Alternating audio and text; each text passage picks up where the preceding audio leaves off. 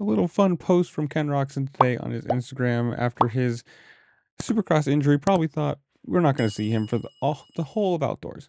But he posted today with this little video clip right here saying, quote, "Should daddy rock up to Unadilla? Question mark. Another good today. Pretty keen about it, not going to lie.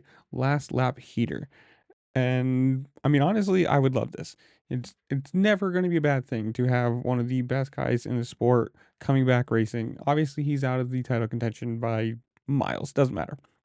If he can come back, be competitive, give Chase and Hunter some competition, a little bit of point stealing, or however you want to say it. Top five podiums, maybe a win or two, whatever it works. It's never a bad thing. Like I always say, I want the best competition you can get. The best guys all racing at the same time, and that's just the best way it is. It becomes the best product, the most fun to watch. And if you can get something like that going, even if it is just for a race or two, whatever, it's still going to be good.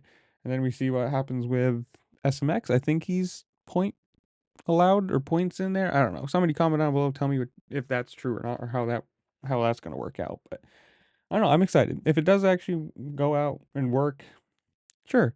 I don't think he's going to be super race fit, but he is one of the best people in the competition and obviously a very fit person in general. So I don't think it's going to take him very long to get back to racing speed.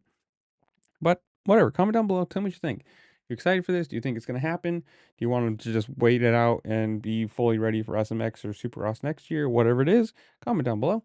While you're down there, make sure to like, share, subscribe. Do all the fun things this platform allows you to do because it really just helps me out and I appreciate it. And with that, I'll see you later. Peace.